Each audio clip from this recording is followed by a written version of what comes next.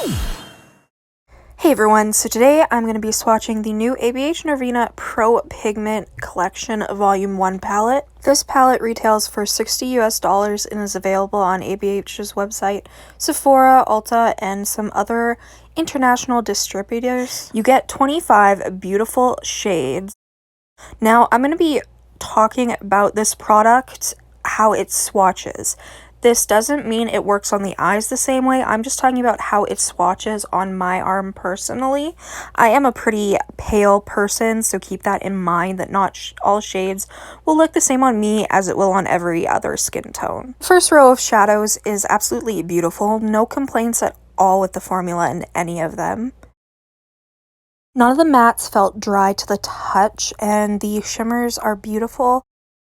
The bronze shade was one swipe, absolutely insanely pigmented. The second row is the same. The shimmers are pigmented in one swipe, and the mattes don't feel dry, and they're very pigmented. They needed to be applied a few times, but nothing crazy considering they're mattes being swatched, and they are bright colors. With swatching these shades, I'm definitely curious to see how they apply on the eye. Considering that the majority of the mattes are not dry feeling, I'm very curious how they're going to apply, because sometimes when mattes are dry to the touch, they apply beautifully. So these swatches are just to kind of show you the colors on my pale skin tone. In this next row, this shimmery gold, it's kind of more of a glittery shade, and with it being glittery, it was a bit more sheer, so I would think of it with needing like a few layers, but it is still beautiful, just needs a little extra help, I guess.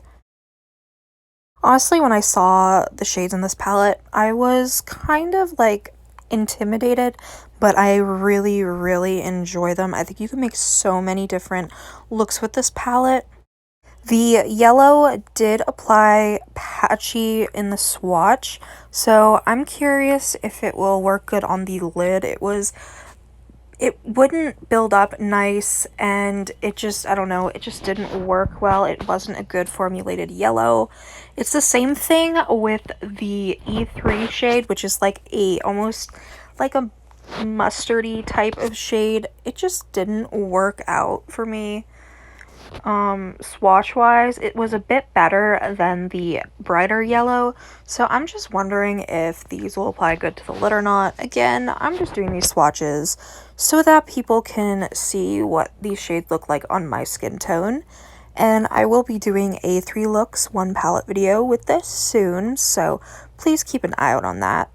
Overall, I love how these swatched, and I'm really excited to try and do an eyeshadow look with this very soon. I think this palette is beautiful. Do you need it? It depends on what type of colors you like. Do you like purples? Then yes. Do you like pops of color? Yes. Like, I think this palette has a look almost for everyone. Maybe not like cool tones, but I love purple, so I knew I needed it. But yeah, so these were the swatches on my pale skin. I hope you enjoyed. If you did, let me know. Let me know if you guys like these talk-through swatches, because if you don't, then I just won't do them. Thanks for watching, and I'll see you in the next one. Bye. Excuse me.